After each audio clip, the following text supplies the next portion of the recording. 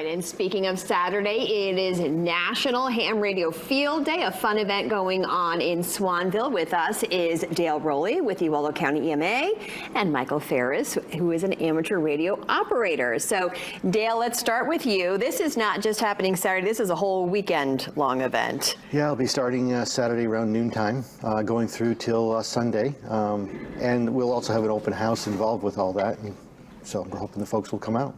So, Michael, for folks that don't really understand what ham radios are, first of all, we were talking about this during the break. What does ham stand for? Well, there's a lot of, they're not really sure where the term ham came from. Some people say it came from back when it first started, the professional radio operators calling the ham radio operators ham-fisted, which was referring to their skill of, Morse code. Okay. Oh, interesting. All right. But I think a lot of folks may not realize how often ham radios are still being used, particularly in Maine. Yes. Of course, we use them for a lot of the public service events, things like canoe races, Trek Across Maine, helps keep track of, the riders and the participants. It's also used during any, like a major event, ice storms, hurricanes, anytime where the communication infrastructure could fail. And that's where Waldo County EMA comes in, is that you've got a whole radio room that's ready and going when, the internet fails you. Yeah, it's very well equipped, and then, of course, the most important component to that is the personnel, the volunteers. And we have about a dozen or so people who help out quite a bit during that. We have just a winter storm. They'll be sending information to the Weather Service, spot reports.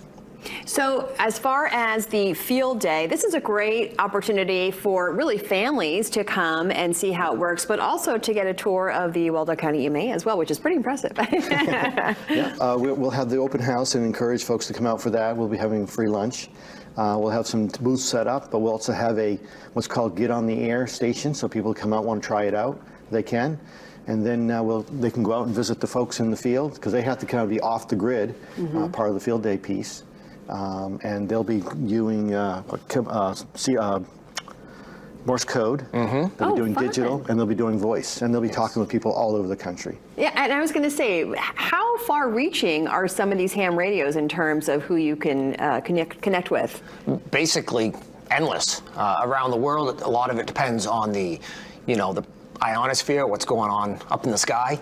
But yeah, you can talk to your neighbor down the road, or Australia, Europe, Asia, wherever, all around the world. It is pretty fascinating to think that technology still exists all these years later. So if folks want more information on the field day, where can they go for that, Dale?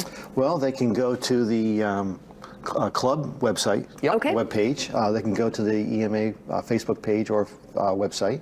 Okay, and as you said, it starts at noon on Saturday, and folks, if they can't make it on Saturday, they can do noon, they can go Sunday as well. The open house itself will start at 10. Okay. But when will you go on the air? Yeah, we'll begin setting up our station, because everything has to be set up that morning.